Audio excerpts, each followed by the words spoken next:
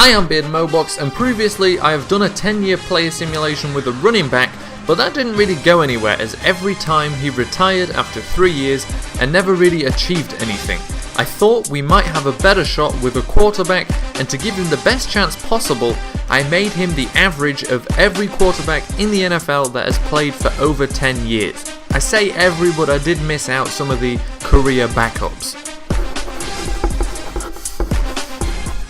Okay, so I made our test quarterback a pocket passer and an early round draft pick, the classic QB mold. So our guinea pig QB is a mix of Brady, Breeze, Castle, Cutler, Fitzpatrick, Hasselbeck, Jackson, Manning, McCown, Palmer, Rivers, Rodgers, Roethlisberger, Romo, Schaub, Smith and Vick.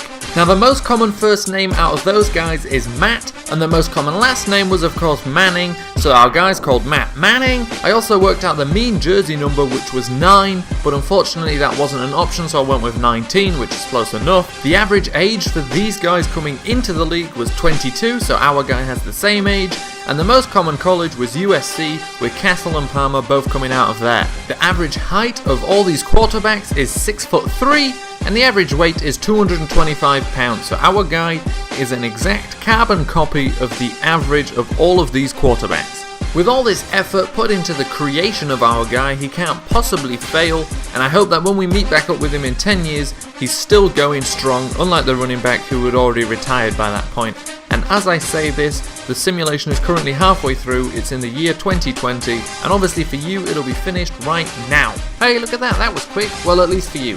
Anyway, as you'll see straight away here, we've only got the option to retire player, and as I did with the last one, I can look around as much as I want, but I'm not going to find a way to see anything about him. I can take a look at his legacy here, see that there's absolutely nothing that he's done, and the only way to really find out anything is to read that synopsis when you retire the player, and I'm going to go ahead and do that now. And we retire the player, and we see exactly what we saw with the running back, the exact same thing. Only managed to play 3 years, that's it. But I did have an idea when I did this earlier. I thought, why don't we make him a late draft pick and see if that changes anything. So I'm going to do that right now, and we'll see the results from that in a second. So here we are at the end of the 10 years, the same quarterback, the same everything, apart from the fact he was a late round draft pick instead of an early draft pick. And once again, it's 3 years again.